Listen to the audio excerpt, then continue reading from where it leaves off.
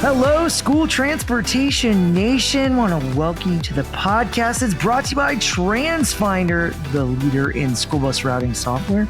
IC Bus, the next generation can change everything. And by Propane, the energy for everyone. I am Tony Corbin, the publisher and president of School Transportation News. Excited to be here with Mr. Ryan Gray. Always excellent to see you, Ryan, and hear you. Always excellent to be seen. Thank you, Tony. And happy National School Bus Safety Week to one and all out there in the nation. Thank you so much. I appreciate you bringing that forward. I know we've been busy putting to bed the November issue of STN magazine that went to the press last week. So we are very excited to have the Transportation Director of the Year on our front cover, but we can't tell you who it is. Not yet. Got to wait till November 1st, right? Got to keep it out there, wanting, hoping. They will be a guest on this podcast, so you can count on that. So we're very excited to have that individual join us and be a part of it. But before that, we've got another really great guest that you're going to be talking to, Brian. It is Launi Schmutz-Harden, tenured faculty for TSD, former transportation director. Launi's been a friend of STN for, it's got to be 20 years. She is an awesome individual. We saw her in Oklahoma City at the NAPT conference. You know, she makes her rounds because she's very knowledgeable out there. Yes, Tony, seeing Launi out there in Oklahoma City was great. And like many folks, she and her husband, David Harden, you might know David Harden from TransAir, they were affected by both hurricanes that swept through Florida recently. We'll get an update from her on the impacts from Milton, but I know when Helene came through, there was quite a bit of flooding at their condo.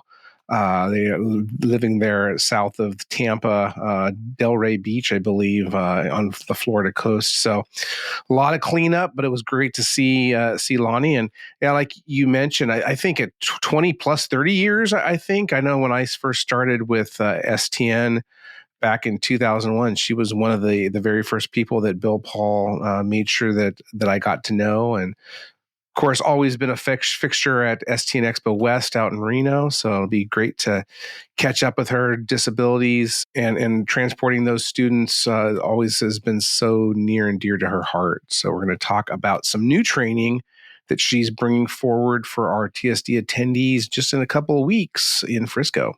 I know it's not far away. We're counting down the days over here. So yeah, less than 3 weeks away. And guys, if you haven't signed up, tsdconference.com, go on there, lock it in. It's November 7th through the 12th down in Frisco, Texas, suburb of Dallas. We got a jam-packed conference, the ultimate in special needs training for your school transportation department. If you guys transport special needs kids, you got to be there. I know it's late in the game. We do have a room block there at the Drury Hotel. Probably not open for much longer, so you go be on your own. Can't get any more discounts, but it definitely would be worthwhile attending if you can find yourself in the Dallas area to come visit us and be a part of really something special in school transportation. And Ryan, one thing about the TSC conference is, man, the people at the conference are so passionate about kids with special needs. They are the most committed attendees. I love seeing how excited everyone gets about getting together, the community of school transportation professionals that are like-minded, mission-driven, really wanting these kids to be successful. And it's such a labor of love, and there's such nuance and intricacy to transporting special needs children because there's such a variety of disabilities out there that children have. Spectrum of autism, which we've got Patrick Mulick, our keynote, talking about that, talks all about kind of what it's like to be in the shoes of a child with autism. What do they go through every day? And how do you as a transporter, how can you be more connected to those children to help them be more successful? And then you've got other varying degrees of disabilities that exist, right? So there's so much there to talk about with attendees, talk about legal cases, talk about the precedent. Betsy Helfrich also comes in, who's our legal. She's so great as well. Always a packed house with her. And then we got Joe Mascoro. Joe's again talking about behavior, student behavior is top of mind for everyone out there in school transportation land. As we've discussed, student behavior, parent behavior, there's a lot of behavioral issues going on. It kind of depends who's managing themselves these days, Ryan. But transportation professionals surely have their work cut out for them with this segment of the market. And you got to be ready. You got to be prepared. All the hands-on training that we've got lined up. I really commend you and our tenured faculty for the really great educational lineup and keynotes and all the training that's upcoming for all of our attendees. It's really exciting. Yep. I'm glad you mentioned the disabilities, the range of them. So as most of you know out there, the federal government identifies 13 disability categories. Our speaker, Terry Durka, she's a special ed teacher from Utah. She's back this year for her session on the 13 exceptional abilities. So not disabilities, but exceptional abilities of students and what transporters need to know about that and in transporting, servicing that segment of the population. So again, a lot of great information lined up. As I mentioned, Launi's going to be here in a little bit. We're going to talk about some new training that she is bringing forward, a seminar on Friday, November 8th. Best practices for training monitors and aides. We're seeing so much of that come to the forefront nowadays. When I first started in this industry, it was really at the point where there was traditionally a lot of aides on school buses, and that had gone away. A lot of it for budget reasons, and really have seen over the last several years a resurgence in that, especially coming out of COVID-19. We have the driver shortage. These kids, they need supports. And so much of monitors and aides on school buses have really been relegated to when a student's IEP specifically calls for that one-on-one aid. A lot of times for behavior issues, but a lot of times for medical reasons as well.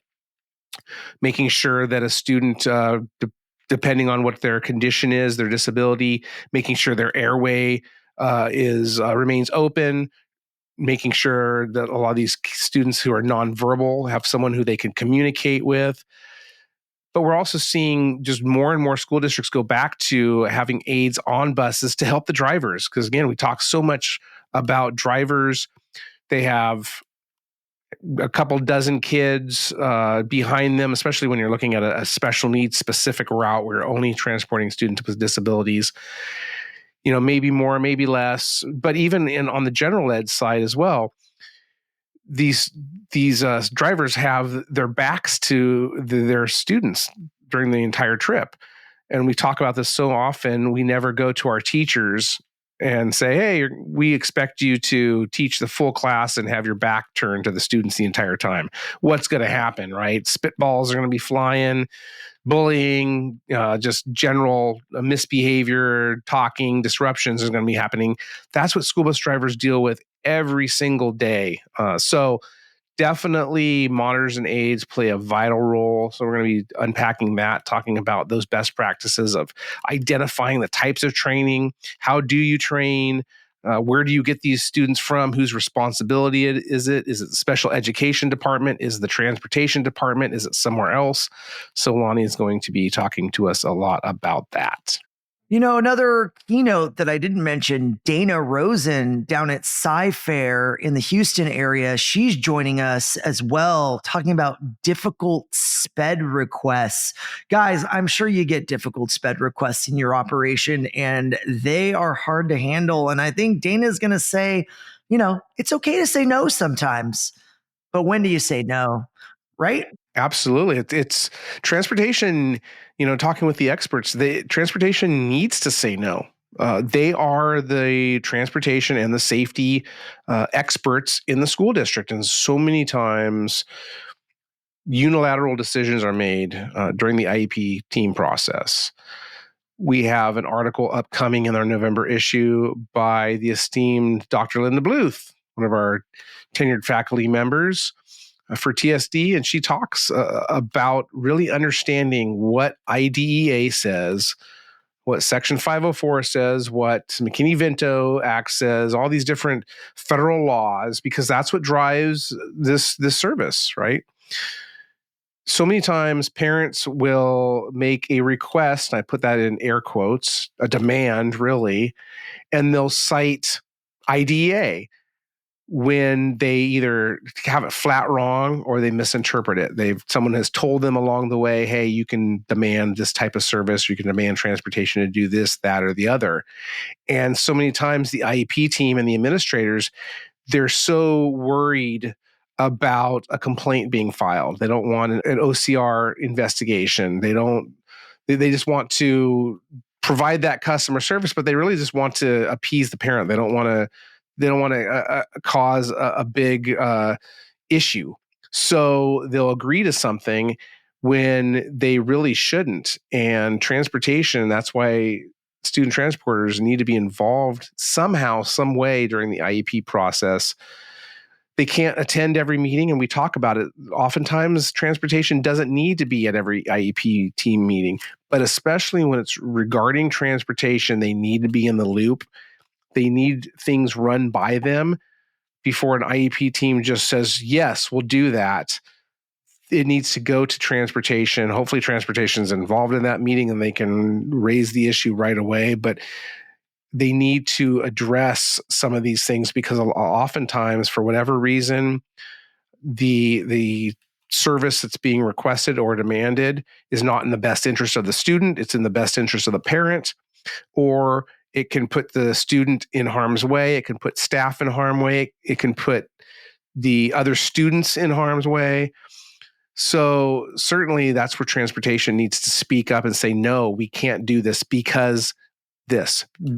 They need to show the why. Transportation holds the keys to that. So it really needs to be engaged. And that's what Dana's going to be talking about. And interestingly enough, before her keynote on Tuesday, we're going to open the morning with the general session. We're going to have our tenured faculty, Alexandra Robinson and Sue Schutrump, be joined by Rosalind Van Jackson. She's the Chief of Support Services for Broken Arrow Public Schools in Tulsa, Oklahoma, and by Anthony Shields, the Director of Transportation for San Marcos Consolidated Independent School District in Texas. And that session is going to be what's the worst that could happen? On-the-spot decision-making. So we're going to be workshopping out several scenarios where a decision needs to be made immediately. And oftentimes, you folks out there in the nation, something will fall in your lap on your desk and you have to make a decision right now because for whatever reason, there's a student that has to have transportation. It's Friday and hey, Monday morning, they need transportation. You have to make a decision. So we're going to be going through some of those things, looking at transportation equipment selection, budgets, driver shortage or workforce shortage, and individual child needs.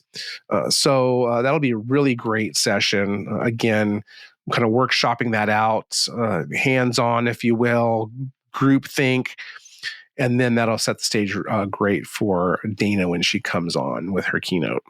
Yeah, I'm really excited, Ryan. I know I'm hosting a panel on Wi-Fi as well as the application of that technology to benefit special needs children specifically. And I've got Cody Cox, transportation director, and then I've also got Donn Moore, and she's the assistant transportation director, I believe. And it'll be interesting to see how they're using Wi-Fi and the advent of E-rate specifically to take advantage of distance learning on the school bus, because more and more special needs children have devices or they're using them as behavioral tools to address the children, to keep them more balanced. I know we did hear, a teacher took away a child's Game Boy and then the child had a very violent episode as a result, and the behavior was handled bad or wrong. And regardless, that child was almost an adult, but the mind of a child, and then seriously injured that particular teacher. And, that's a tale right there of how do you interact? How do you deal with kids? How do they view their devices? There's just a lot of lessons to be learned from that particular story, and that made headlines. And we look at those kind of things, not as necessarily wrongs or rights. I think it becomes more, how can we as an industry do our best to learn from these experiences to better enhance our teams, how they interact with the students, what are the best practices, how do we avoid these situations in the future? Because gosh, the violence, it's, you normally, like you and me, Ryan, we wouldn't just get violent on someone. But a child with special needs, they're in a different mindset, right? The way they react is very different. And I think as a rational adult, you think no one would ever do that until it happens. And then what? So this is the world that special needs transporters live in. It's very nuanced, it's complicated, and there's a lot of stakeholders driving student success, PTs, OTs, therapists. There's just so many people involved, and it takes a village, right, Ryan? Absolutely. So that's what TSD is all about. So again, there's still time to register. TSDconference.com. And of course, we'll take you on site as well. So if you show up, we'll definitely make a space for you there in Frisco, Texas at the Embassy Suites. So looking forward to seeing everyone. Hey, before we get to the headlines, we got a quick message. Hey guys, what do software, hardware, and safety have in common? One word: TransFinder. At the STN Expo in Reno, TransFinder won 3 Innovation Choice Awards, voted on by STN Expo attendees for best software, best hardware, best safety technology. TransFinder's Route Finder plus routing solution and apps, Stop Finder and Wayfinder, are well known in the industry. Not everyone realizes TransFinder provides hardware like card readers, tablets, and mounts. And as for safety, Patrol Finder for schools is TransFinder's latest solution, designed to make buses and campuses safer. TransFinder's president and CEO, Antonio Civitella, said the recognition means so much because it's voted on by STN Expo attendees. Civitella said, "We know a lot is riding on TransFinder because a lot is riding on those yellow buses that travel through our communities. TransFinder must continue to innovate as more is being expected of transportation departments from district leadership as well as parents." Learn more at transfinder.com. That's transfinder.com. All right, we're back. Ryan, we had an industry icon, a legend, Mr. Ed Donn, had passed away. I know Ed was, he was on the NAPT Foundation. Our friend Robert Scott over at 247 Security gave us a really nice background on Ed and who he was, and you wrote a beautiful article about it. And I think you even you paid homage to him as well in our November issue in your commentary as well. So just wanted to tell the industry we were thinking about Ed and the contribution he's made to the industry. It's great. Yes, and his family and friends, condolences. A great loss to the industry. Ed was just a remarkable man. If you didn't know him, he certainly touched your life, especially if you are an APT member and have taken the Professional Development Series courses. If you are PDS certified, that was the brainchild of Ed. He helped create that. He was actually one of the founders of the NAPT Foundation, which, of course, he sat on the board at when he died on October 10th. He was a sitting member. He, like I said, was just a genuine good guy. It was always a pleasure to speak with him. In the recent years, I would only get a few phone calls a year with him. But when I started here at STN, I first met Ed at the trade show out in Reno. He was repping 247 at the time, actually Bus Vision. If anyone who remembers that company, which was the precursor to 24/7 security. He was just a great guy, always had a story to tell, always was asking about you, the person. He wanted to know about you. How was my family? How was work? What was I up to? And to find out all that he had done was just amazing. One of only 2 people to be elected to NAPT president twice. So along with the great late Donn Carnahan. So, another Hall of Fame member. He was inducted in the NAPT Hall of Fame in 2006. He received the NAPT Distinguished Service Award in 1992. Just a great guy. I think he was a state delegate to 5 different national congresses on school transportation. Of course, that the next one is coming up here in May of 2025. I know that he would have been there as one of the interested parties, no longer a part of the delegations. But, you look back at his career, longtime director of transportation, both in Maryland and in Georgia. So I know a lot of people are very sad today at his passing, but he lived a good life. 85 years old. I know when we were attending NAPT, their annual conference and trade show out in Oklahoma City a couple weeks ago, the NAPT Foundation board was introduced, and the comment was made that Ed was the only one who wasn't in attendance, that he was unable to travel from Georgia. And I remember I was like, oh, I hope he's okay. And, a week later, we learn of his passing. We learn he did pass peacefully at a local hospital there in Marietta, Georgia.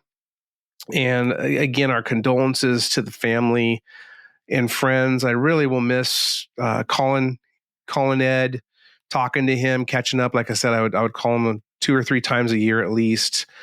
A great resource for the industry. So much history, knowledge. Operational knowledge, just a joy to be around, humble. I just can't say enough good things about Ed. He was just a great, great guy. He'll be missed. Yeah, I'll second that, Ryan. Second that. Yeah, and then looking at some headlines as well coming out this week. What other top things happened in the school transportation industry? Well, it was, we were talking about this. So after the last 2 hurricanes, a little bit of a more quiet week. Hopefully some, I know there's a lot of recovery still and rebuilding, definitely down there in the Southeast U.S., North Carolina in particular. Hearing a little bit more from some of the manufacturers and some of the vendors in the area. So I know that there were some impacts to operations down there from the storms. Folks are rebuilding. Nothing too serious in terms of looking like impacts on commerce, although we know transportation is going to be a very big issue going forward. I saw that that stretch of I-40 from North Carolina to Tennessee is going to be closed for a year. Big, thoroughfare right there. I know we've talked to some of the transportation fuel folks in the area. Certainly there will be some disruptions, and of course, coming out of the supply chain issue that we had, Tony. Anytime you have something like this, you're thinking, "Oh no, not again." But it sounds like people are doing the best they can.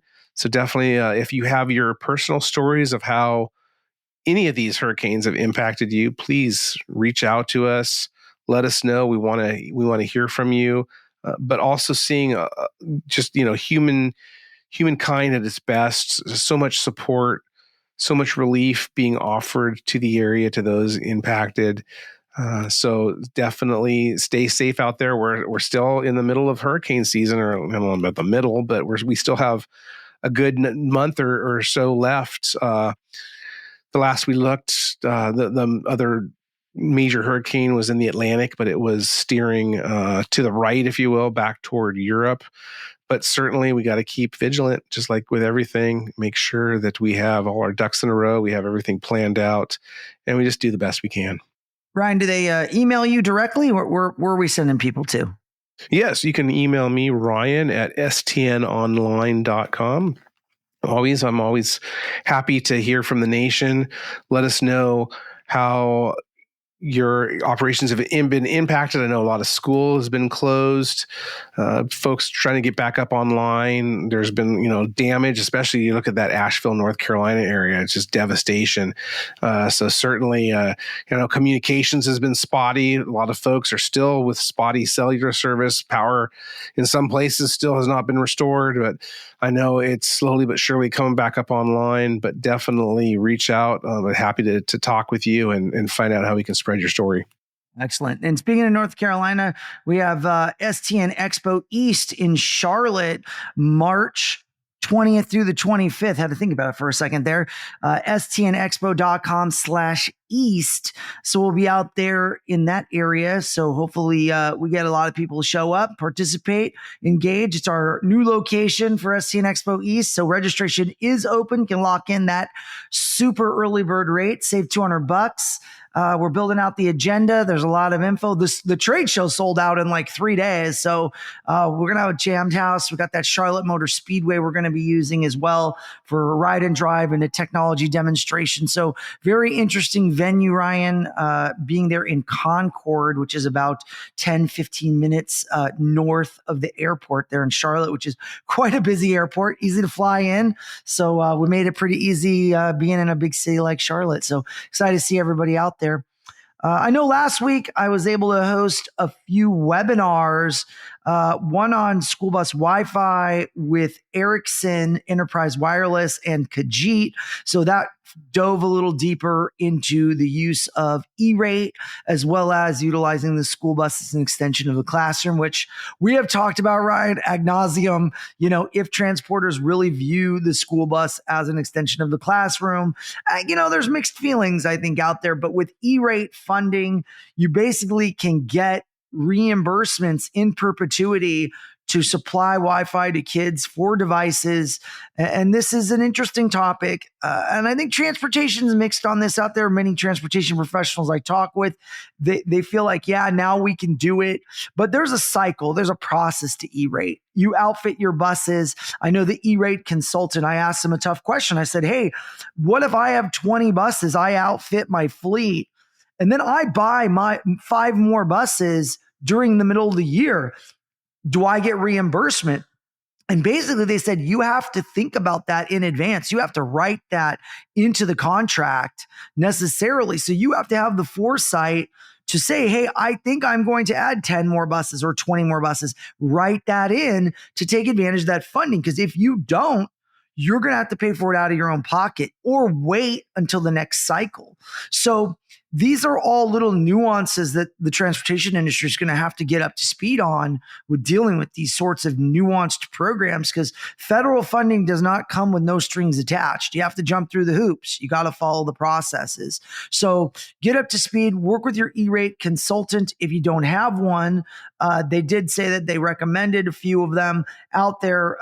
Go back, watch the webinar on STN's website, stnonline.com/webinars, or if you go to the multimedia page, we've got those webinars up. So really good stuff there. As well as we also hosted a webinar with NG, which is an energy company. So they talked all about school bus, electrification, projects, funding. So we've got some really great content up on the website right now, Ryan, with lots of great webinars, really relative content. And I know ICBus also hosted some webinars as well last week talking about the funding from the Clean School Bus program. So lots going on there with EPA, the round 4, $986 million. It's a lot of millions to take advantage, which some people have done it, some people have not. But definitely, I think it's probably a once in a lifetime opportunity to take advantage of federal funding headed towards electric school buses. We'll see what the election brings. We're like less than a month away from that outcome. So I think that's also going to really steer the industry one way or the other in terms of regulation or deregulation, funding, things like that. So very exciting stuff on the horizon, Ryan. Absolutely. You write about it in your November column. I wrote about it a couple months ago, August, I believe. Maybe it was September. I don't know. I'm so dizzy right now. It's a blur. After this year, a lot going on. But one of those issues, you can head over to stnonline.com. I think it was August, maybe September. Read both of them. Why don't you just read both of them? They're both good. So, but yeah, you're right.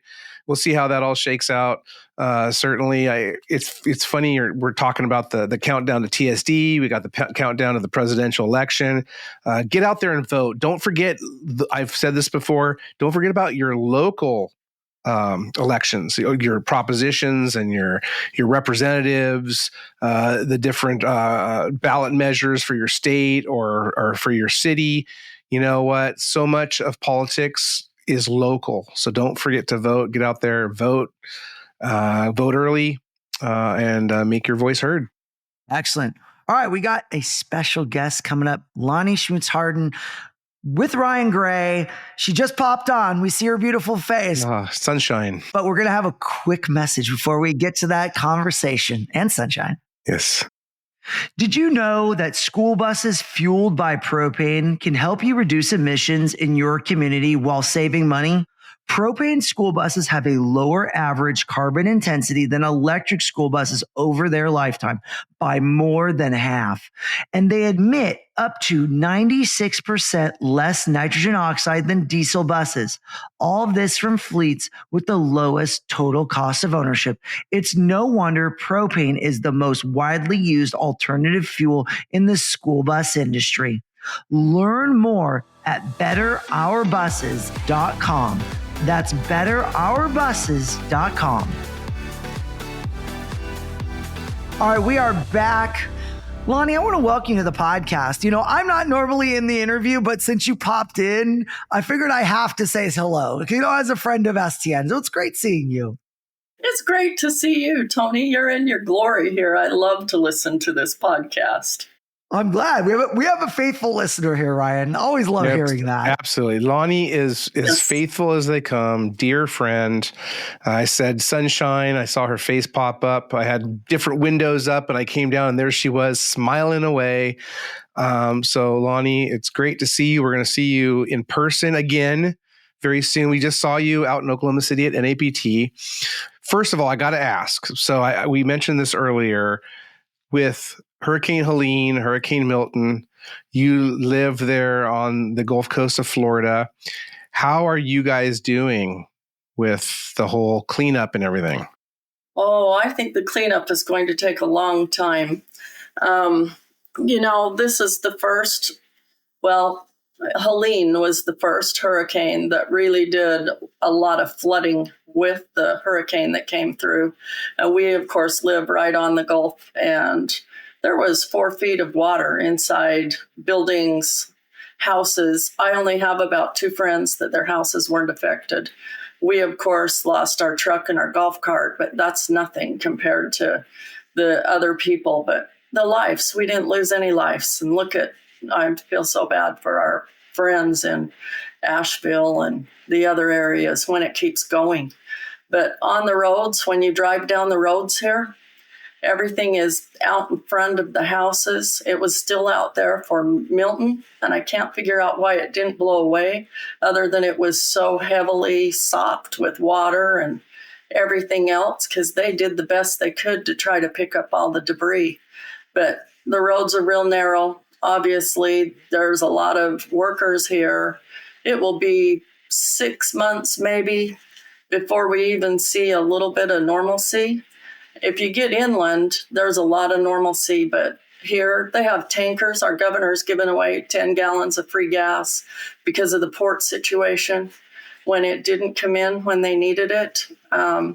You still see all the wonderful heroes, the linemen that are getting the power back on. We have people without power, people that are being asked to leave their homes now because their insulation is wet and their ceilings are falling in. It's too dangerous to live at home. So yeah, that's how it's going. But I'm looking forward to TSD. Absolutely. We'll have a good time there. I'm curious, what have you heard from some of the school districts along the coast, there of the Gulf Coast, in terms of the impact these storms back to back, really? I mean, a week apart? 2 weeks almost. 8 days or 10 days or so. Yeah. What have you heard from some of the districts? A lot of them are back and running, but, damage? So our friends at Hillsborough, they just barely started school yesterday. There was a lot of schools that are flooded. They've had the students go back and actually help do cleanup. A lot of the academies are still out of school. And of course, there are several that have been back in school since it started because they weren't affected as much. But yes, it affects them. They'll have to go to school this summer.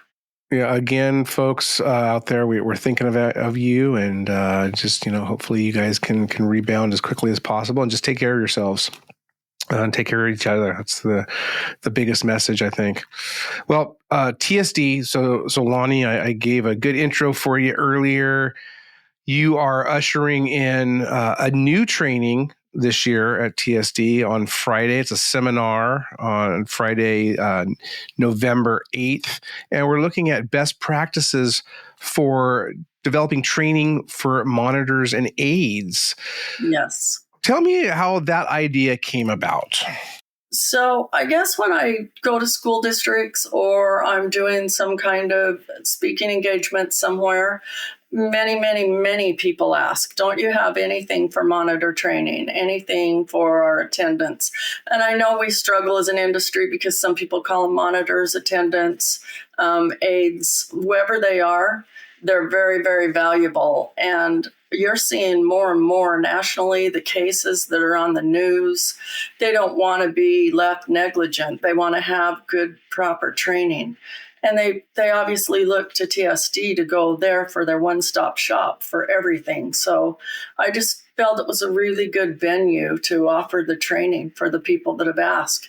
It's probably been about the last 2 years they've been asking, maybe 3, and possibly before. So I'm bringing Randall. He's new to our speaking people that you invite to TSD to speak. He's innovative. He's forward thinking. I think they're really going to enjoy him as well. Randall Crawford. So he is the director of transportation at the Clay County School District. Yeah. Clay County. Yes. I know you sometimes the county of Clay County school district of Clay County or whatever. You guys have different nomenclatures, but essentially Clay County. Where is Clay County in Florida? It's right by Jacksonville. Okay. So up kind of northeast. Yes. So I know that he has really been an up and comer in student transportation. And I know one of the big things that he has been working on is developing a lot of this training, developing a guidebook, because we are working together. Yeah. As you mentioned, they monitors, aides, matrons, attendants, whatever they're called in your district or state, they play a vital role in that transportation for a lot of reasons. Earlier, I was talking about the impact on behavior of students, helping the school bus drivers in this driver shortage, so many school districts nowadays are adding monitors to their routes when for a long time we saw that constricting. We saw really IEPs really drive when a monitor would be on the bus. And perhaps you can bring a little bit more color to this, Launi. When I started, I mentioned earlier, when I started 20 plus years ago or so, it's hard to believe at this point, but I know that monitors had been more common on school buses, and really around that time, and maybe for the previous 5 or 10 years, that's when really budget cuts really started impacting transportation, and we started to see fewer and fewer monitors, along with, when transportation is making budget cuts, they're looking at cutting routes or reducing walk distances from students' homes to school, or they are removing monitors that used to be on the buses. Talk a little bit, give a little flavor for the nation here in terms of what the landscape looked like, and what it looks like now in terms of the use of monitors. Well, I believe in the past, you really had to fight for a monitor. You had to have a reason. It had to come on the IEP. It was budgetary completely. And now, if you want a flavor for the nation, some districts, our special education ESE departments pay for the attendants and the monitors. And in some districts and some states, transportation does. So it's really difficult when it comes down to who trains, who doesn't, who do they work for. They're in transportation, but special ed ESE pays for them. And of course, when they do their budget, if they don't see them, that's where the budget cuts really came. So transportation would have to start paying for them themselves and putting them on the bus and into their budgets. Absolutely. Yeah, I definitely could see that where you do. We talk so much about collaboration at TSD, And obviously so much collaboration and communication necessary within the transportation department. But then you look at the work that transportation needs to do with special education. Tony mentioned earlier the OTs and PTs, occupational therapists and physical therapists, speech pathologists, behavioralists, contractors. That really drives a lot of the conversation, or part of the conversation, a good portion of the conversation of our foundations of special needs transportation, which is actually a seminar that's going to be going on opposite of you and Randall, talking about the aids and monitors on Friday, November 8th. We also have another breakout session on that as well, looking at collaboration specifically with contractors. And now that we have alternative transportation, and you're part of a panel on Monday, Veterans Day, November 11th, where we're looking at alternative transportation and the use of non-traditional vehicles for transportation. Collaboration. I mean, that's what Roseanne Schwader, that's one of the main tenets of why she founded this conference back in 1992. I remember after I attended her conference, probably in 93, we went back and had a collaboration meeting with the state of Utah. That's how I met a lot of our Office of Education personnel. They said, who are these people inviting our teachers to a transportation meeting? And our special education directors, ESE leaders. And we've had a great relationship ever since then. I suggest it highly. And our TSD, I hope we still promote it to this day. Oh, yes, absolutely. That's one of the big things I always tell folks, and try to educate folks on Roseanne and what she did for the industry and in creating this conference. Of course, we came in 10 plus years ago and acquired it from her when she was retiring. So I know that was a big coup in the industry. So much love for Roseanne. But I also want to talk about some of the other things that you're doing, namely the evacuation training. We're in year 3, I believe it is, of providing this evacuation training. I know you and I have talked privately about, how long do we do this? Do folks really still want this? And I mean, we're full on Saturday, just about full on Sunday. It's a small class, folks. We only have like 6 spots left, don't we? Yeah, we have actually, I think we have 7 spots left for Sunday as of we're recording this. We do have a wait list, I believe, for Saturday. That's full. So I think that our event staff is going to be looking at moving some of those folks over here in the coming weeks as we get closer. But it's a small class. This is intimate training. The class is limited to 32 people. So basically there's 4 groups of 8. They go through and train on everything from proper securement of the kids on the bus and getting them off the bus in the event of a fire. We smoke the bus. We operate a wheelchair lift manually in an emergency. Fingers crossed. We're dealing with the local fire department right now on some training. Kind of got thrown a curveball here last minute, but fire extinguisher training, belt cutting, actually also to the I call them the evacuation blankets. I know that's not the nomenclature anymore, but a lot of folks know that and how to actually get those drag blankets and getting kids off the bus. Talk a little bit about how that all came to be, how that was developed.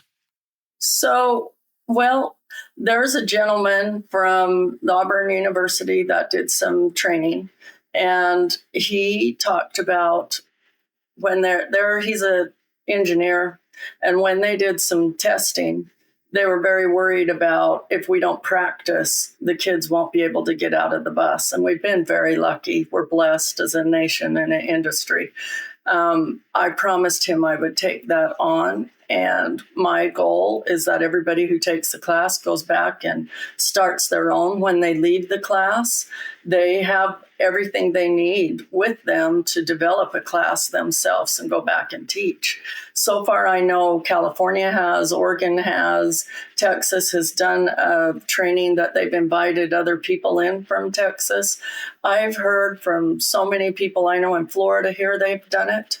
And that's what we want. So more people come back and take the training and go back and develop. And we're starting to it's becoming mainstream now. I think we need to be able to get a student off the bus before we ever put them on the bus. It needs to be talked about at the IEP meeting for the safety of the child. A lot of times you have students who don't like change, and it could take a year or more to get them to even want to go out the back door, let alone get back there to look at it. And then you have behavior kids that if the attendant isn't sitting by them doing their job, they're discussing what they shouldn't be discussing with the bus driver, then they go out the back door on their own. So you've got a wide variety of students when you're talking students with a disability or special needs of every kind.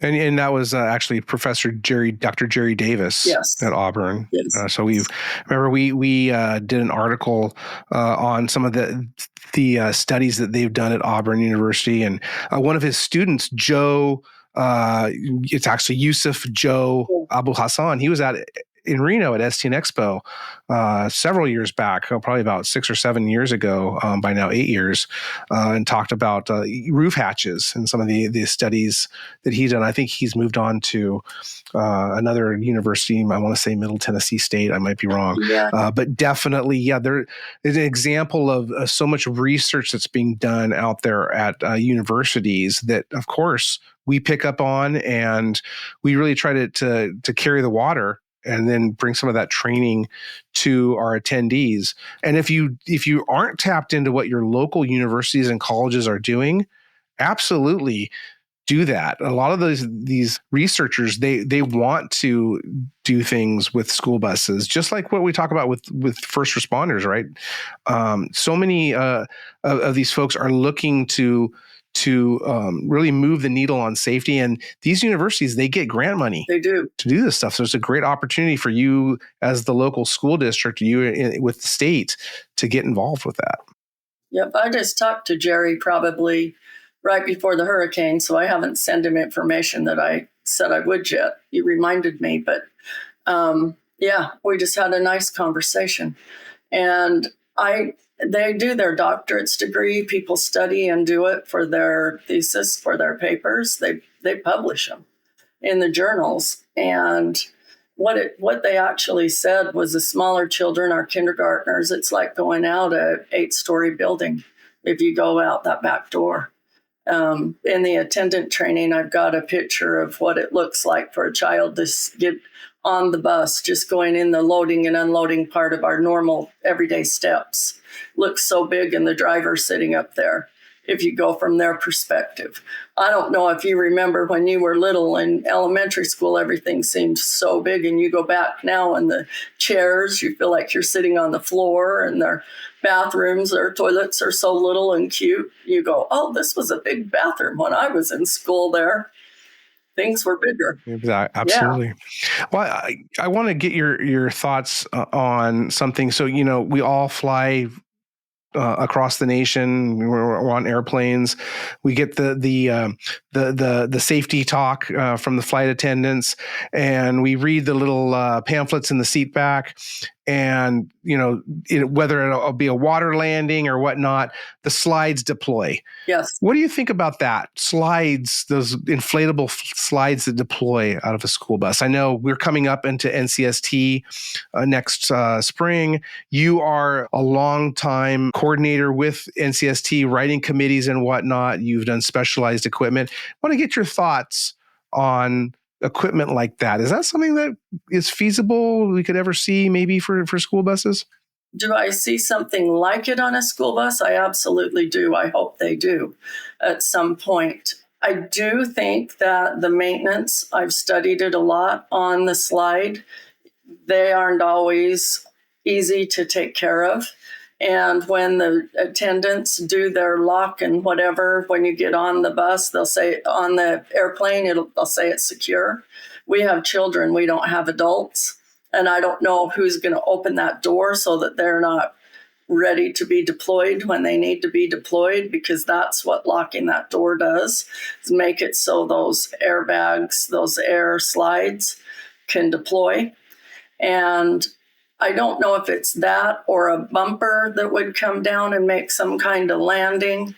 so they can step to be closer to the ground. But I would love to pull up a slide for our students in the back of the bus, those little bouncy slides you rent, and have them do evacuation and practice. Wouldn't they think that's the best thing? Oh, absolutely. They would love doing evacuation if we had something like that. So I would love, and maybe in my lifetime I might see it happen on a bus. That would be really great. When I first started, I knew I would see seatbelts come into the industry. So maybe. No, never say never. I never say never. Especially now with Bluebird, installing the lap shoulder seatbelts, no additional cost in all their buses starting this fall. So, people thought, no, never, that'll never happen. Well, it'll happen. Lap shoulder belts are where it's at right now. Yeah, in the busing. So we better start looking at it. In terms of NCST, I know you're on a couple writing committees, I think. I know that we are in the process right now where a lot of those proposals are being finalized. So I know there's probably limited what you can say. But as you look forward to Des Moines, Iowa in May 2025, what are you going to be looking for in terms of the conversation that all the different state delegates are going to be debating? Wow, that's always interesting, and that's a really great question. I know there's so many things operations-wise that we're changing and we're doing, and they're splitting the healthcare needs and the disabilities out a little bit, trying to match things from committee to committee. I don't know if the height of the buses will be brought up or not. I got to think about that one for a minute. Maybe I'll answer at the end. Well, on that note, Launi, we have a quick ad break and we'll be right back. You can think about it. See?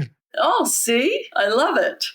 Today's tech tip is brought to you by IC Bus. The next generation can change everything. Looking for ways to improve your on-time performance and reduce operating costs? All IC Bus CE Series school buses come standard with factory-installed telematics devices, including a 5-year connectivity subscription. Customers gain access to on-command connection, an industry-leading remote diagnostic solution, providing data that is visible and easy to understand and actionable. With OCC, your district will have visibility to vehicle health and performance data at your fingertips, including EV-specific information like state of charge and estimated range. Learn more about standard capabilities of their connected vehicles at icbus.com. That's icbus.com. All right, we're back, Launi. We're already back. The break wasn't that long. I also want to get your opinion on alternative student transportation, because that is something, if you really think the Congress hasn't happened in 10 years, maybe 10 years, more, right? yeah. I feel like it's been an eternity. And alternative student transportation really kind of didn't exist in the form it is today. And man, it has evolved and it is moving quick and growing. And looking at the TSD conference, there are so many different providers now in different modes. That would be a TNC versus, alternative student transportation, and the regulatory, where's the guidance on this in terms of training? People always compare it to Uber, which again, I don't know if I want an Uber driver driving my special needs kid. You don't. But they're requiring a lot more specialized training and oversight and classification of these groups. So I'm really curious what comes out of the National Congress specifically around this. And I know there's been writing committees and already a lot of posturing over the last 12 to 18 months on this. So I'm sure it's going to be a hot topic. Personally, I'm excited because there's a whole section on alternative transportation coming out. And where you think about it, you say 10 years, I say we're 15 years behind, because it's every 5 years and you're already behind pretty much by the time it gets printed, because we're evolving. But we haven't had guidance. And I think that the regulatory information is always good because you give best practice. It's better than, say, maybe a law, but I think it's a good place for people to start when they get a new business. Some people just come in and say, hey, it looks easy to transport kids. I drive them to and from soccer games all the time. So I think I'll buy a van and they don't even know we can't transport kids in 15 passenger vans. They don't understand our industry at all. They don't know the regulations, the guidelines. So I think it gives a place for somebody to start doing some research. Absolutely. Before they ever think about transporting students. We see so many literally mom and pop operations that are popping up in local areas. So of course we know we have several national providers, but that's really what has been eye-opening to me in talking to different transporters, student transporters. They're saying, oh yes, we're using some of these national firms, but also too, they're talking about these different smaller companies that are coming up in their area and using them. And that's what I'm always thinking. How much do they know? Right. These companies know about student transportation. And I know in some places they seem to, and they're doing a very good job. But anytime that you have those questions, that unknown, it gives you some pause. And I think it's a great time. Yes, definitely overdue for this writing committee. So we'll be looking forward to that. And if you, Nation, if you head to our October magazine issue, I mentioned Linda Bluth earlier. She writes about this topic and recounts how really she pushed NCST to develop this writing committee. And where did that start? TSD. Yes. TSD a couple years ago, the general session that you sat on, yes. Launi, along with Alex Robinson and Sue Schutrump. Linda emceed that conversation. And really, she made a statement told everybody, hey, as an industry, it's beholden to us that we get out in front of this. We can't expect these companies to do the right thing or even to know what the right thing is. Right. I think that these companies, they are trying to do the right thing, but you don't know what you don't know. The industry, they're the ones who are the experts. They are the ones that have to drive this thing. And she had to fight for it, but she got it. So here it is. And we'll be seeing what happens here. I mean, it's crazy to think it's 7 months away, right. Basically, almost. So looking forward to it. But Launi, I want to thank you so much for coming on. I know that you're busy and you got a lot there going on at home in Florida, as you mentioned, with the storms, a lot of cleanup. But so good to see you, and thank you for what you do and have done for this industry, and looking forward to what you're bringing to the table again for us in Frisco. Tony? And I'll second that. We appreciate Thank you, Launi. You're awesome. I appreciate you so much. I know my dad, Bill Paul, he would be so proud, that he's your friend and a mentor and somebody that appreciates you. And I know as he's aged out and we don't see him nearly as much, I always send your regards his way. And, I think that we appreciate people. And, obviously we had talked about it a little earlier, the passing of Ed Donn, who was an industry icon. And, it's tough to see old friends, pass along. And we definitely see the industry, some of these kind of Iron Men, the Dick Fishers of the world, right? They're out there still passionate and gung ho. And, you couldn't have better pioneers in the industry. So appreciate you and all the things you're doing. So to echo what Ryan said. So thank you. Thank you. Tell your dad hello and give him a squeeze for me. I don't see him hardly at all or never anymore. So thank you for mentioning. I have to say one thing before we cut you loose, Launi. Talking all about this history, you look like you're not a day over 35. So I love you even more. Thank you. You look excellent as always. So definitely didn't want to lump you in with some of those other guys. We love them, but you've been around for a minute, but you look outstanding. So thank you. Please stay safe out there in Florida. I know you got a lot of work to do, but we will see you very soon and looking forward to it. Thank you. Look forward to seeing everybody at the sessions. Bye. A special thanks to Launi, Ryan for being on the podcast with us today. We really appreciate our sponsors as well, TransFinder, IC Bus, and the Propane Education Research Council. Guys, you can visit stnonline.com for all latest news and analysis on the school transportation industry. Don't forget, register for that TSD conference. Get out there, get some special needs training. Also register for STN Expo East in Charlotte, North Carolina, March 20th through the 25th, 2025. Save that date, lock in that super early bird rate, $200 off your registration. Guys, if you love this podcast, share it with all your friends, your colleagues, get it out in the industry, build community. It's on Apple Podcasts, Spotify, or wherever you listen to pods. Nation, we love you. We'll see you next week.